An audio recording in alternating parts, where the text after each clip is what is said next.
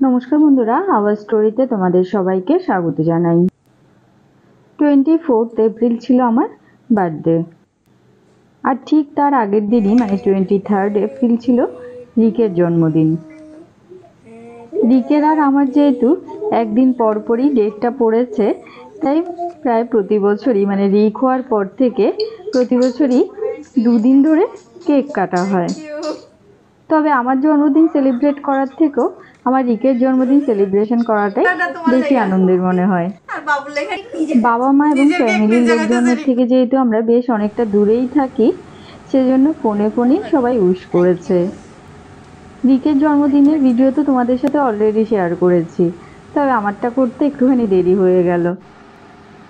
তবে বুড়ো বয়সে আর ঘটা করে কিছু করা হয়নি, জাস্ট ওই বাবার আবদারে কেকটাই কাটা হয়েছে। আর আমার হাজবেন্ড আমাকে একটা এই যে কুর্তিটা পরে আছি সেটা গিফট করেছে। ব্যাস, বিকেলে তো ওকে নিয়ে আমি মাঠে গেছিলাম ফুটবল কোচিং এর জন্য।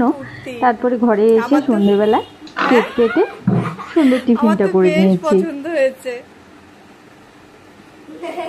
তো বন্ধুরা, আজকের ভিডিওটা তোমাদের কেমন লেগেছে অবশ্যই কমেন্ট করে জানাবে। ভালো লাগলে লাইক করবে আর তোমার বন্ধুদের সাথে ভিডিওটাকে শেয়ার করতে কিন্তু একদম ভুলবে না। আর আমাদের চ্যানেল আওয়ার স্টোরিকে সাবস্ক্রাইব করে অবশ্যই পাশে থাকা বেল আইকনটা প্রেস করে দেবে, এতে করে যখনই আমি নতুন ভিডিও আপলোড করব সাথে সাথে এর নোটিফিকেশন তোমাদের কাছে পৌঁছে যাবে।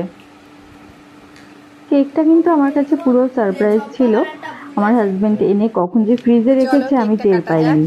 পরে সন্ধ্যাবেলায় যখন খুললাম তখন দেখছি ড্রেসের কালার আর কেকের কালার তাই অনেকটা মিলে গেছে। এই দেখে কিন্তু মনে মনে আমি ভীষণ খুশি হয়েছি। বার্থডে গার্ল বলে কথা, আমি কেক খেতে থাকি।